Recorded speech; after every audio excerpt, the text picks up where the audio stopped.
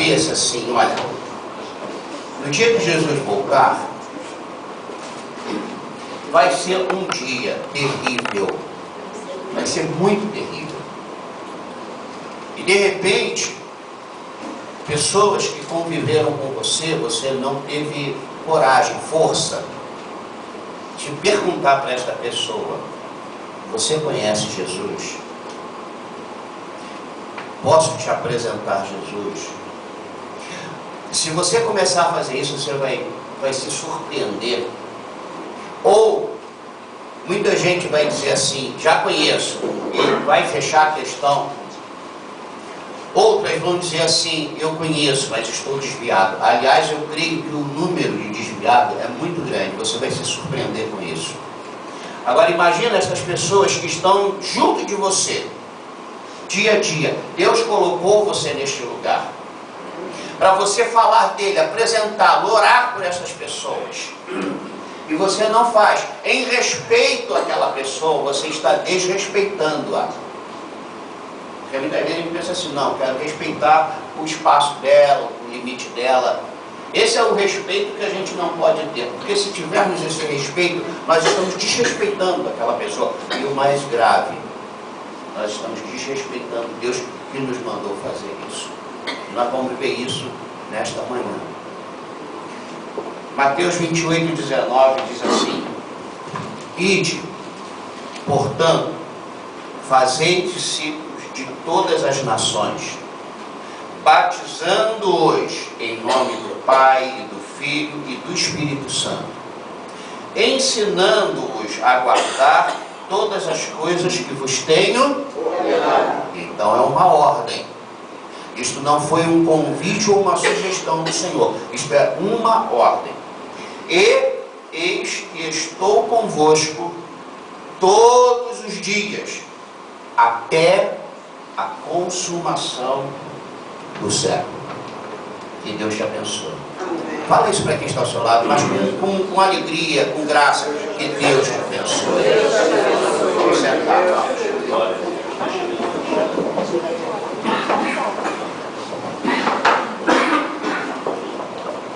Daqui a pouco vocês vão entender por que nós antecipamos o horário do nosso culto para as 9h30.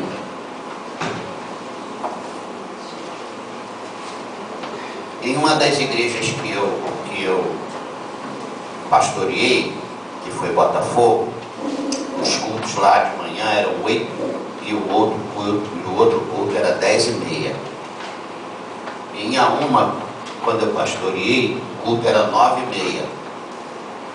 Em Engenho Novo, quando eu pastoreei, o culto era 9 horas. Em Recife, 10 horas. Em Recife, no Nordeste, eu coloquei mais tarde para fazer o que nós vamos fazer a partir de hoje, porque nós precisamos disso. Nós temos aqui 4 evangelhos: Mateus,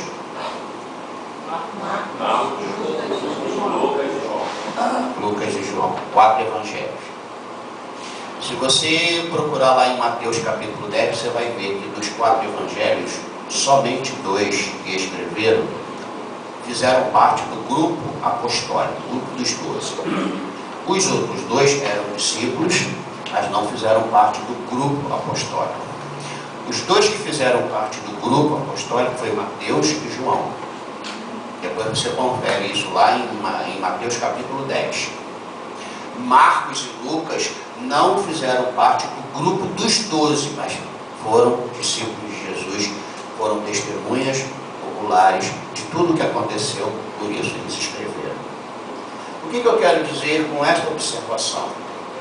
Que muita gente tira o seu corpo fora de fazer o que Marcos e Lucas fizeram, porque argumentam que não são pastores, não fazem parte de uma cúpula, ou sei lá o quê. Então a gente vê Deus, o Espírito Santo, inspirando Marcos, inspirando Lucas, para escreverem os evangelhos, que tem uma harmonia com os outros 2 evangelhos. É lógico que se eu contar uma história para a Valdeli vai contar a mesma história para Raquel, mas ela vai usar palavras diferentes. diferentes, ela vai colocar a frase de uma maneira diferente, ela vai compartilhar o que eu compartilhei com ela de uma maneira diferente. Por quê? Sem perder o teor, a essência. Por quê? Porque ela tem uma maneira de pensar, uma maneira de ler. Então, tudo que está escrito, o importante é a gente crer que veio de Deus, da mente de Deus. A Bíblia é a palavra do Senhor. Você crê nisso? Então, como Mateus entendeu as ordens do Senhor que ele escreveu? Como é que ele entendeu? Em primeiro lugar, Mateus ouviu o Senhor dizendo: ide. Assim como nós lemos, e lemos novamente agora, lemos várias vezes, esse texto tão conhecido, ide, portanto, fazei discípulos. Mateus ouviu Jesus falando isso, foi Mateus quem ouviu Jesus falar. Ide. Preste atenção aqui. Este ide significa ação. Não uma estagnação como membro de uma igreja sentados numa cadeira. O ide é vão, façam. Este ide significa que não devemos ficar esperando ter qualquer condição para obedecer. Você pode, onde você estiver, fazendo o que estiver fazendo, você pode se enquadrar neste ide. Isto também tem mais a ver com atitude e ação do que geografia. Porque existe a situação da geografia nisso. Mas esse ide, para mim, tem mais a ver em levantar, abrir a boca, impor as mãos, compartilhar, gastar tempo. E lógico que tem a geografia incluída nisso. Em segundo lugar, Mateus ouviu a ordem que Jesus deu aqui, que Jesus disse: fazei. E aí eu abro aqui 4 perguntas para esse fazei. O quê? O que Mateus escreveu que ele entendeu, que ele ouviu Jesus ordenando? Fazer o quê? O que Jesus mandou você fazer? Discípulo. O que Jesus mandou você fazer? O que Jesus mandou você fazer? Essa é a ordem. Ide, levante-se, saia dessa estagnação. Não espere ficar maravilhoso, belo, bonito, alegre, com dinheiro para obedecer esta ordem. Tem pessoas morrendo ao nosso lado. Tem pessoas morrendo perto de você. Então, eu puxo 4 perguntas nessa ordem que Jesus deu. Fazer o quê? Discípulo. Não se preocupe com quantidade. Jesus se concentrou 3 anos com 12 homens que andaram atrás dele, subiram e desceram, estavam junto dele. Ele se preocupou com ele. Ele precisava trabalhar 12, para 12 trabalharem 12, 12 mais 12, 12 mais 12, para hoje chegarmos, para nós fomos atingidos por causa deste cálculo geométrico do Senhor. O Senhor nos ordenou fazer discípulos. O Senhor nos chamou para sermos formadores de opinião, com base nas Escrituras Sagradas, não nos nossos conceitos, preconceitos, filosofias ou tradições familiares, com base no Evangelho. O Senhor te ordenou fazer discípulo. A segunda pergunta que eu faço nesse fazer, onde? Eu já fiz discípulo em Botafogo, tem uma senhora que me escreve, faz parte da minha rede social do Facebook, irmã Lucy Vertling. Foi discípula minha lá em Botafogo no ano de 1986, quando Rebeca nasceu. Eu fiz discípulo em Auma, fiz discípulo em Engenho da Rainha, fiz discípulo no Recife, em Maceió, em Aracaju, em Fortaleza, em Olinda. Estou tentando fazer discípulo aqui. Pelo menos tem 3 daqui do bairro que estão vindo aqui, são nossos discípulos, nossas discípulas. Onde? Na tua casa, no teu condomínio, no teu trabalho, no teu chefe, nos teus colegas de trabalho, no mendigo na rua, para a menina do supermercado na caixa, para o cobrador do ônibus. Onde? Onde Deus te colocar. Você mora onde você mora, porque Deus colocou você ali. Você trabalha onde você trabalha, porque Deus te colocou ali. Veja tudo, entenda tudo, discirna como o mover de Deus na tua vida para você obedecer esta ordem que o Filho dele deixou para nós. Você está entendendo isso? É importante que você entenda, você precisa saber explicar isso. Você não pode ficar gaguejando. Você tem que saber explicar a razão da sua fé. É o que o apóstolo Pedro falou. A terceira pergunta que eu faço, quando Jesus me manda fazer, é como fazer? Está escrito aqui no texto. Não existe outra maneira de se fazer.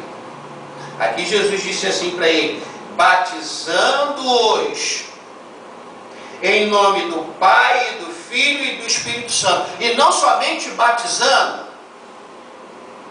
porque a gente vê aqui um degrau, uma progressão nesse fazer. Eu tenho que ir, eu não posso ficar esperando vir.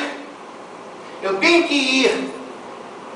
Além de ir, eu tenho que falar. Eu tenho que fazer com que essa pessoa entenda que ela tem que ser nova criatura. E aí, quando ela toma uma decisão provocada pelo Espírito e não por nós, eu preciso batizá-la em nome do Pai, do Filho e do Espírito Santo. Esse é o testemunho desta pessoa em que ela está se rendendo a Cristo. E depois eu tenho que ensiná-la. Porque a Olívia não sabe cuidar de si. Assim é na vida espiritual. Razão pela qual talvez muita gente continue raquítico e desanimado e frio. De repente quase morto. Porque não está sendo ensinado. E quando está sendo ensinado, às vezes sai pela tangente com medo do ensino. Então nós temos que ir para falar. Nós temos que batizar quando a pessoa se render. Nós temos que ensinar a guardar todas as coisas que o Senhor tem ordenado. Não é isso que está escrito aí nesses 2 versículos, 19 e 20? Então eu vejo que essa ordem fazei, Mateus ouviu que Jesus disse fazer discípulo. Em todos os lugares que nós estivermos, que Deus nos mandar, dentro da nossa casa, de repente o cônjuge está precisando ser um discípulo, o filho, o pai, a mãe. Como? Desta forma. Temos que falar do Senhor, batizar em nome do Senhor e ensinar todas as coisas que o Senhor nos deixou. E a última coisa, por que eu tenho que fazer isso? Você já parou para perguntar por que eu tenho que fazer isso? Por que você tem que fazer isso? Por que você tem que fazer isso? É simples. Por que você tem que fazer isso? São 4 perguntas que essa ordem me remete. O que? Onde, como e por quê? É simples, essa resposta é a mais simples que tem. Oi? Porque ele mandou. Isso é uma ordem. Ah, por que eu tenho que fazer? Porque Jesus mandou. porque Jesus ordenou. E ponto final. Fala para quem está ao seu lado só. Ponto final. Em terceiro lugar, Mateus foi, e é isso que Deus faz com a gente quando nos dá uma ordem.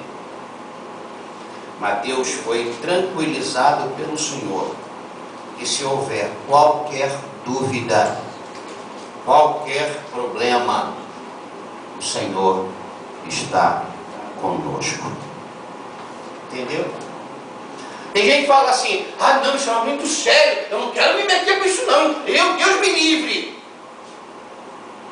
Isso pode ser uma reação verdadeira, medo realmente de fazer bobagem, mas na maioria das vezes é uma reação de acomodação, de preguiça e de não querer fazer o que o Senhor mandou.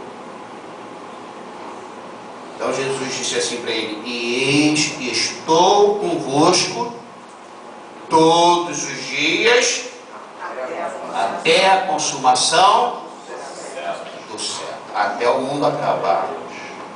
O Senhor está contigo. Fala isso para quem está ao seu lado. Fala. O Senhor está contigo. Aí eu pergunto para você em cima disso que Mateus ouviu e escreveu. Você tem feito discípulo? Você está com medo de fazer discípulo? Se você entendeu isso tudo que Mateus entendeu, que ouviu, entendeu e escreveu, por que você não está levando isso a fim, isso de maneira bem séria? Se você não está levando. Vamos lá para Marcos capítulo 16, que escreveu a mesma coisa com palavras e vocábulos diferentes. Marcos 16, versículo 15.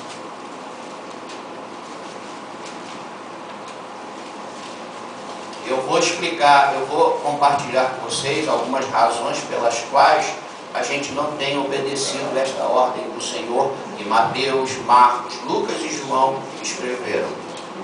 Vamos lá, Marcos 16, versículo 15. Acharam? Segundo evangelho na ordem aí do Novo Testamento. E disse-lhes, o que disse-lhes?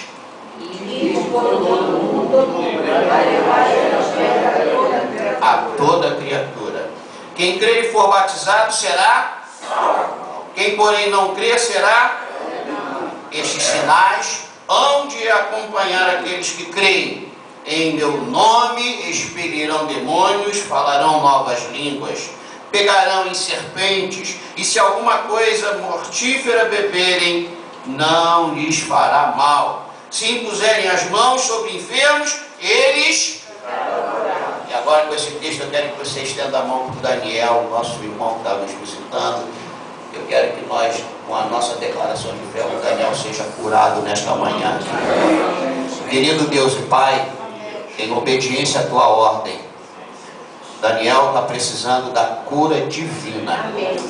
E que isto seja não para nossa glória, não para nossa fama, mas para que seja para a tua glória, para que teu nome seja glorificado e que ele possa testemunhar, não dizendo a igreja, o bispo, não, que ele possa dizer na manhã de domingo, o Senhor tocou em mim. Isso aconteça na vida de Daniel, Pai, por favor, no nome e por amor de Jesus. E todos digam amém. É isso que o Senhor quer que a gente faça. Fulano está dizendo, estou doente, estou sem dormir, estou com insônia, tive uma notícia negativa do médico. Posso orar por você em nome de Jesus? É isso que você tem que fazer. Não tem que confabular, ah, meu primo teve isso e morreu. Ah, a minha mãe sofreu disso. Ah, os médicos, tem o remédio bom. Antes de dar o remédio bom, dê o remédio infalível que é o Senhor Jesus. Mas nós não estamos fazendo isso, gente. Você é conhecido por alguém, os seus vizinhos sabem assim, um fulano de tal, você vai lá, bate na casa dele, ele vai orar por você. Mas nós não queremos isso. Arriscado o cara bater 2 horas da manhã na nossa casa. Eu vou estar dormindo. Como Marcos entendeu essas ordens do Senhor? Marcos também ouviu Jesus dizer, ide. E o ide que Mateus ouviu tem o mesmo significado deste ide que Marcos ouviu. Aliás, Marcos abre um pouco mais. Por todo o mundo. Lá onde tem esquimó. Talvez não seja você. Mas quem sabe que você vai pregar o evangelho para alguém que vai pregar para o esquimó. É uma corrente, o cristianismo é uma corrente de almas, de vidas. A gente tem que sair dessa acomodação. Nós temos que sair dessa agenda que é só voltada para nós, para dentro da nossa casa, para a nossa prosperidade, para a nossa cura, para o nosso sucesso. A gente tem que pensar em pessoas que Deus morreu por elas, como morreu por nós. Você está entendendo o que eu estou falando?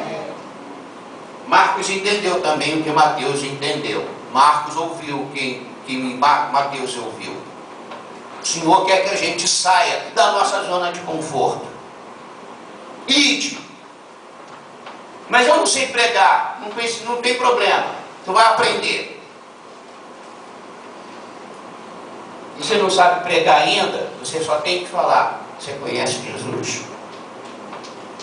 Pronto, esse é o ponto de partida. E tudo que você tem ouvido, aprendido de Jesus, através deste púlpito, é o que você tem que falar. Se você entendeu? Porque Mateus e Marcos não eram iluminados assim. Veja a trajetória destas pessoas. As brigas destas pessoas tão iguais a nós, que o fato deles fazerem não pode colocá-los numa posição de os caras e diminuir, e você se diminuir, porque eles simplesmente obedeceram. Eles somente obedeceram. E repetiram o que ouviram, porque creram no que ouviram. É isso que a gente tem que fazer. Marcos ouviu a mesma coisa que Mateus. Ide. Vai por todo mundo, mas é para toda criatura. Não deixe escapar ninguém que passar na tua frente. Você conhece Jesus? Ah, eu conheço. Você anda com Jesus? Vamos andar com Jesus. E aí você já tem uma outra porta aberta. Porque de repente conhecer Jesus, todo mundo vai dizer que conhece. Marcos ouviu a mesma coisa que Mateus. Fazei discípulos. Mas não está escrito isso aqui. Ora, quem crê e for batizado é o quê? Hã? Gente, responde em nome de Jesus. Quem crê e é batizado se tornou o quê? Um discípulo. Então ele está dizendo, eu tenho que fazer discípulo, eu tenho que batizar pessoas. Porque Mateus entendeu isso também. Batizando-os, a mensagem é a mesma. Só muda o vaso, o conteúdo onde ela está. A fonte de onde ela vem tem que ser a mesma. E aqui também Marcos nos diz que recebeu uma garantia do Senhor para fazer isso. A garantia que Mateus escreve para nós é que o Senhor está conosco até a consumação do século. A garantia aqui é que Jesus disse para ele assim, ele entendeu isso. E estes sinais hão de acompanhar aqueles que creem. Isso é a garantia. Em meu nome, os demônios vão sair. Vocês vão falar novas línguas. Vocês vão pegar em serpentes.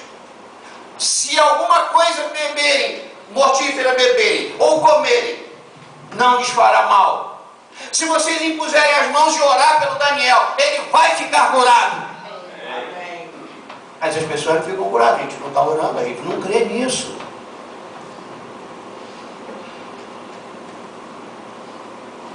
Se impuserem as mãos sobre enfermos, eles ficarão curados. Você reparou que Marcos não ouviu, não escreveu, ele não ouviu Jesus dizendo assim, pensarei se curarei. Ele está decretando, ele está dizendo o que vai acontecer. Então eu vejo que tanto Mateus quanto Marcos, eles ouviram a mesma ordem. Ide, fazei. Eles receberam garantias de Deus. que não tem nada a ver com material financeiro. E eu quero que você abra em Atos capítulo 1, versículo 8. E quem escreveu Atos, o mesmo que escreveu Lucas, porque é a mesma pessoa. Lucas era um médico. Aliás, Lucas, ele teve um tempo de ação, mas mais no tempo do apóstolo Paulo. Ele escreveu Atos dos Apóstolos. Ele foi assim uma pessoa muito chegada ao apóstolo Paulo. Mas veja o que ele fala no versículo 8 do primeiro capítulo de Atos. Acharam? Amém. Jesus disse, por isso Lucas escreveu, porque isso foi a pregação de Jesus antes dele subir aos céus. Mas recebereis ao descer sobre vós, e vocês serão onde? Tanto em Jerusalém como em toda a Judéia e Samaria e até os confins da terra. Também vejo Lucas ouvindo de Jesus o que fazer, testemunhas. Onde fazer? Jerusalém, toda a Judéia, Samaria e até no Brasil. Vejo Lucas ouvindo Jesus dizer, além de o que fazer e onde fazer, como fazer, por intermédio do poder do Espírito Santo. E eu vejo aqui também uma garantia. O Espírito Santo derrama o poder nele, que você vai sem vergonha, sem medo, sem altivez, sem orgulho, sem vaidade, na dependência do poder do Senhor. Aliás, o poder do Espírito não pode nos fazer pessoas arrogantes. Infelizmente isso tem acontecido. Começam humildes, recebem o poder é derramado, o que foi prometido, e a pessoa se exalta, se ensoberbece. Então o poder tem que nos tornar cada vez mais humildes, dependentes e servos. Entendeu ou não? Amém. Então eu vejo Lucas repetindo o que Marcos escreveu e que Mateus escreveu, porque os três ouviram da mesma fonte. Agora preste atenção aqui em mim.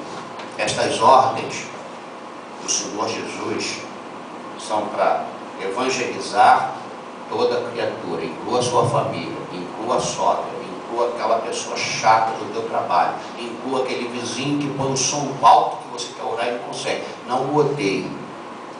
Ame-o através da tua oração, da tua súplica. O Senhor, essas ordens do Senhor, a primeira foi evangelizar. Anunciar o Evangelho, anunciar as boas notícias. Eu pergunto, nós temos anunciado o Evangelho com afinco?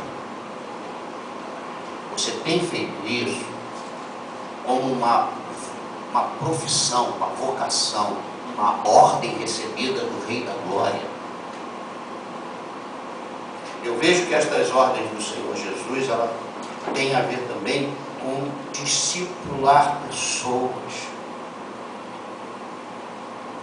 O crime está como está, porque estas crianças, estes homens bandidos de hoje, quando eles eram crianças, eles foram ensinados na criminalidade.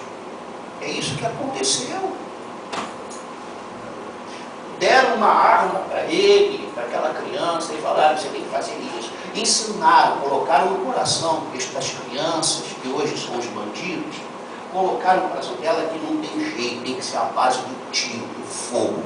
Mata, mata, mata. E eles acreditaram nisso. Eles acreditaram porque começaram a dar dinheiro para eles, fácil. Em que ele tinha que fazer uma faculdade e se formar neste Brasil e ganhar salário mínimo com um diploma depois de cursos e doutorados e mestrados. Então os bandidos falaram para as crianças, se você for por este caminho, tu vai ser nada e não vai sair disso. E abriram lá as gavetas de dinheiro para as crianças verem. E eles falaram, eu quero ser chefe do morro. Eu quero ser traficante. E eles têm um monte de mulheres, porque as meninas foram ensinadas que a melhor coisa é ser mulher de bandido. E elas brigam e se matam, porque elas foram discipuladas. E a igreja está com pena, está com vergonha, não tem tempo. Aliás, a igreja não sabe ensinar, o bandido soube ensinar.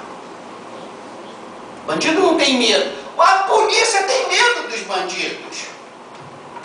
A igreja está com medo do diabo. Você está entendendo a minha indignação?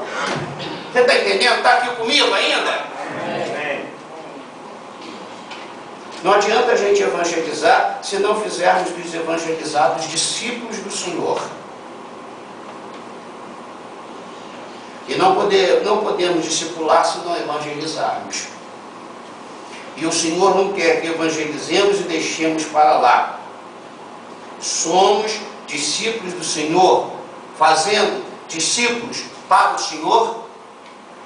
Essa é uma outra pergunta que eu quero lançar. Será que estas ordens foram somente para os 12 apóstolos? Muita gente está escorada em cima disso. Não, foi os 12 apóstolos, os pastores hoje, os pastores estudaram, fizeram faculdade, não, tira isso da sua cabeça. Quero considerar que você está equivocado, enganado. Então, a partir de agora você não está mais enganado. Essa missão é para você. Essa ordem que Mateus, Marcos, Lucas e João ouviram e escreveram, você está ouvindo agora. E a minha pergunta é, como você vai escrever este Evangelho? Porque eu estou escrevendo o Evangelho. Mudando nada. Fazendo igual, mas mostrando diferente. Por quê? Estou num outro século, outro tempo, uma outra era, uma outra cultura. Eu tenho hoje barreiras diferentes deles, mas eu estou escrevendo. Não está fazendo parte do cano, mas está fazendo parte do coração de muita gente. Não muda nada. Só muda a época, o CPF, o RG. Nós temos que fazer isso.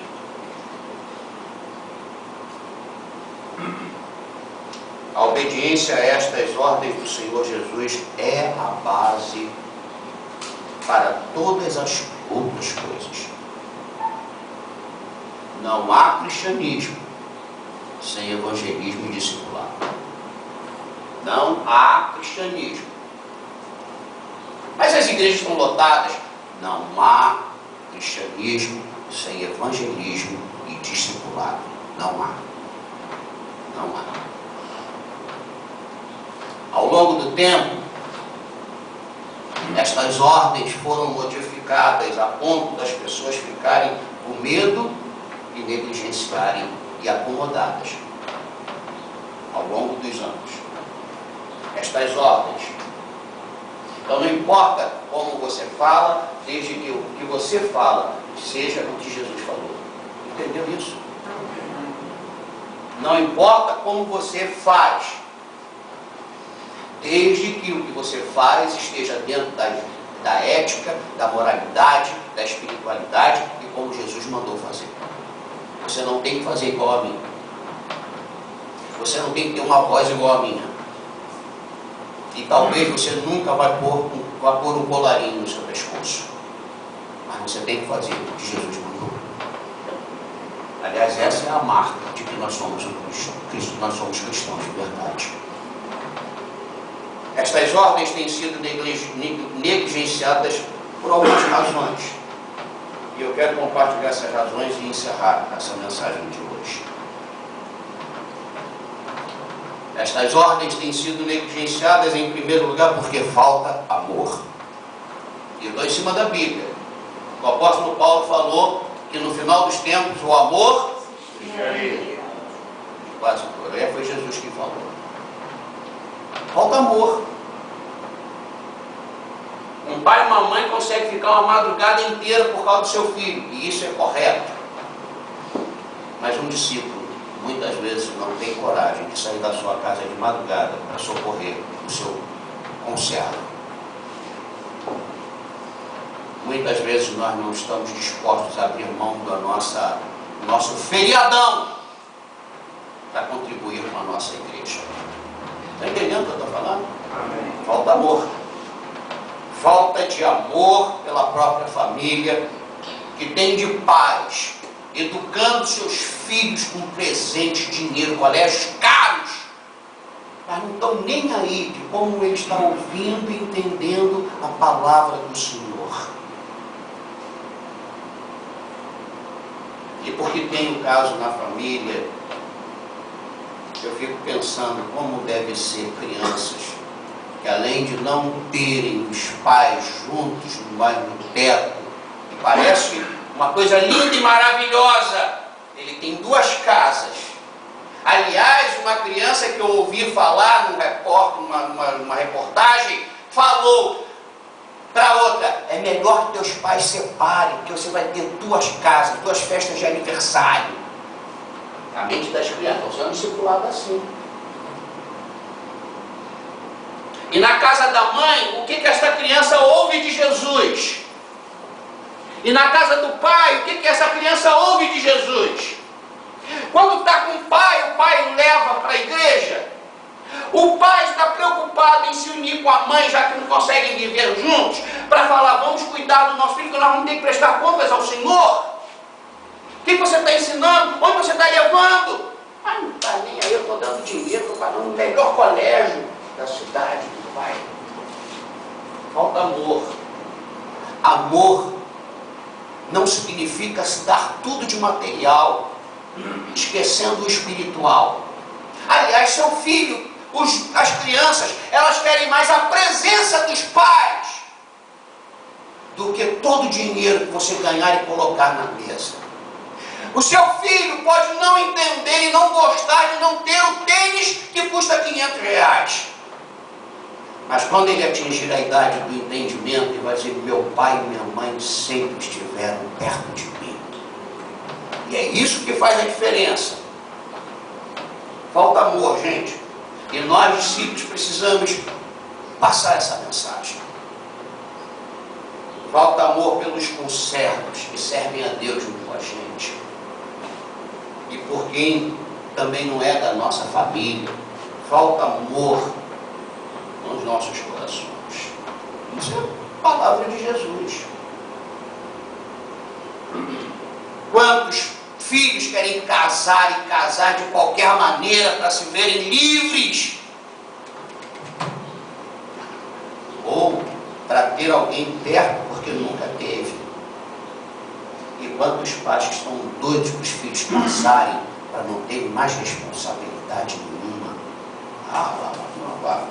Agora vê lá com fulano. Segunda razão, porque estas ordens têm sido negligenciadas, tem a ver com as prioridades erradas. Quando um domingo você não está onde precisa estar, você priorizou errado. Vamos discutir. Você quer discutir isso? Eu discuto com você. Pessoas priorizam trabalhar nas vinhas dos homens do que na vinha do Senhor. Tem gente que puxa saco do homem, mas não consegue ser um adorador do Rei da Glória. Você sabe que tem gente com medo do patrão, esborra todo, perdoe minha expressão, mas não teme a Deus. Não teme a Deus. Para Deus dar qualquer coisa quando der, porque o meu patrão precisa de mim. Quando você não der mais caldo, o teu patrão vai te jogar no lixo. Presta atenção nisso aí que está me ouvindo na internet. Quando você não der mais nada, ele vai te jogar no lixo. E aí você tem que depender de todos os recursos sociais que o Getúlio Vargas lá elaborou, fulano e tal. O PDT, o PT, o PSB, o PSDB e todos esses peixes que existem, cheios de corrupção. Pessoas priorizam estudar mais as matérias dos homens do que a palavra do Pai. Prioridades erradas. E as ordens estão sendo negligenciadas. A terceira razão é a ignorância teológica, bíblica e espiritual, razão pela qual as ordens do Senhor foram deixando de lado. Há muita ignorância em relação ao evangelismo, discipulado, porque não foram e não estão sendo discipulados para isso. Você está aí? Amém. Infelizmente, muitas igrejas do Senhor foram transformadas em auditórios para espectadores. E o povo não foi discipulado para serem servos. O povo não foi ensinado para receber ordens e obedecer.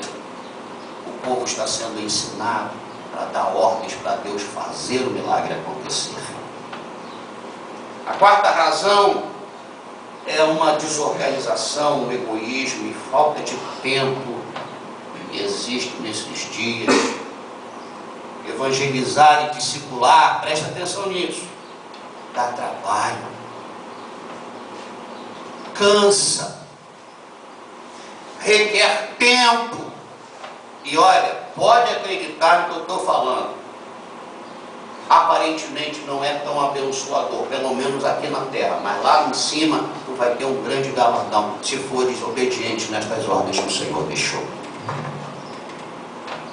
E para encerrar, a quinta razão pela qual estas ordens têm sido negligenciadas: vergonha. Eu tenho vergonha de falar, eu sou tímido. Ai, meu Deus, não me coloque em público. Então não pregue para público, pregue, puxa a pessoa, vai lá para dentro do banheiro, converse tete a tete com ela, mas não deixe, em nome de Jesus, não deixe que a vergonha te impeça de obedecer ao Senhor. Porque Jesus, quando foi colocado na cruz, foi colocado completamente despido para salvar você, que hoje não pode de maneira e hipótese alguma ter vergonha de falar dele para as pessoas que precisam tanto quanto você. Entendeu isso que eu falei? Amém. Estes 5 problemas: vergonha, falta de tempo, egoísmo, desorganização, ignorância bíblica, teológica e espiritual, prioridades erradas, priorização errada e falta de tempo. Qual destes itens tem sido o teu problema? E é isso que a gente precisa tratar quando Deus nos fala uma coisa. Esse grupo de 12, quando Jesus pregava e ensinava, Jesus levava eles com ele, e à noite, no momento de descontração, de comunhão, não importava a casa, era aberto para eles falarem e perguntarem. E Pedro sempre vinha com uma pergunta, e Jesus prestava atenção e dizia: o que você está pensando? O que você entendeu do que aconteceu hoje? Então estes homens não tiveram apenas um discipulado teórico, mas eles puderam abrir o coração, eles puderam falar, eles puderam perguntar, eles puderam ser transparentes, honestos. Eles faziam perguntas e levavam cada raquetada. E eles cresceram. E eles cresceram de tal maneira que o Evangelho chegou até hoje. Eles cresceram de tal maneira que na época deles a igreja era simpática, perseguida, mas simpática. E essa simpatia não é que abriam as portas para a igreja fazer tudo. A simpatia significa: esta instituição tem poder e não mexe com ela não, porque se mexer vai crescer mais. E cresceu,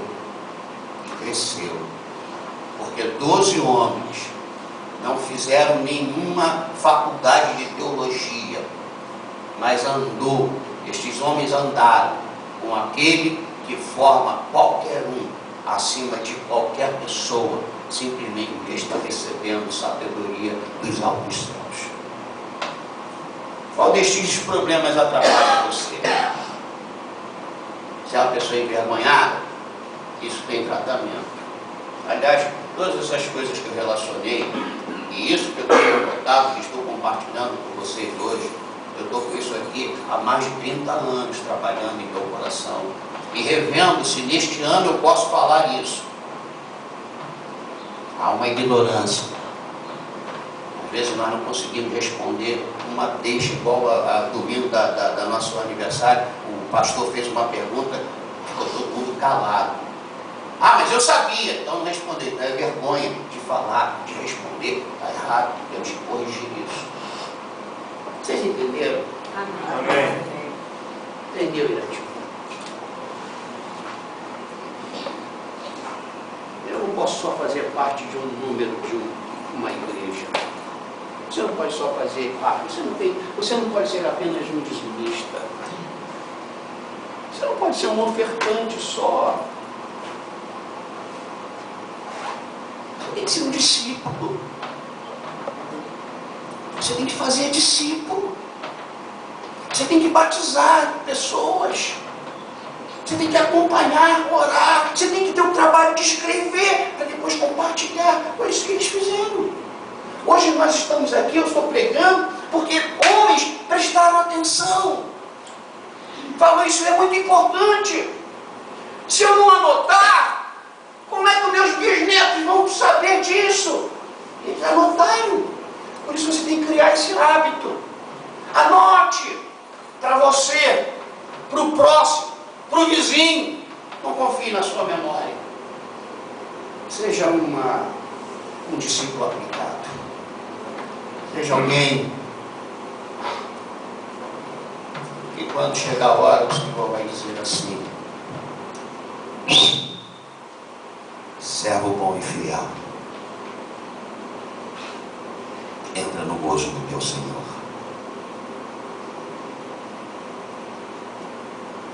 Como eu estou pedindo a Deus, mesmo a gente sendo uma igreja pequena, a gente ser uma grande igreja de discípulos. Porque Jesus não usou 1000 pessoas. Jesus falou para 12. Façam isso. O apóstolo Paulo, na segunda carta dele a Timóteo, capítulo 2, ele fala de: eu tenho que falar para você, você tem que falar para ela tem que falar para ele. Ele aqui aborda nesse texto 4 gerações.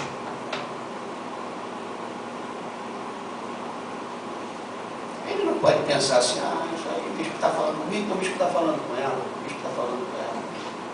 Eu falo para você vai falar para a Gabi tem que falar para a Manu tem que falar para a Isabela tem que falar para as colegas dela, vão para a igreja é bom, tem festa, tem bolo, tem refrigerante. Você tem uma responsabilidade. Eu estou aqui para te ajudar.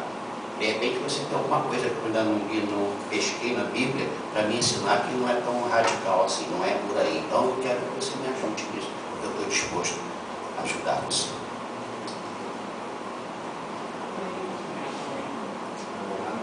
Entendeu?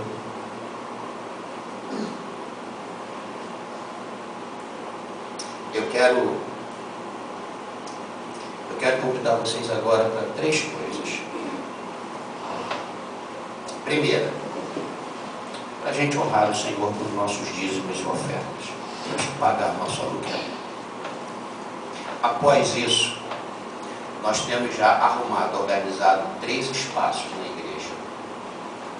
Você vai tomar uma água, vai ao banheiro, rapidamente, você vai ter 15 minutos.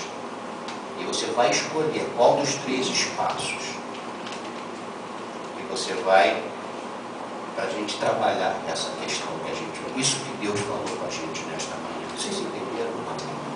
E a terceira coisa, quando a gente vê esse momento descontraído, ao terminar, a gente volta para cá. Aí dar a bênção final, para despedir vocês.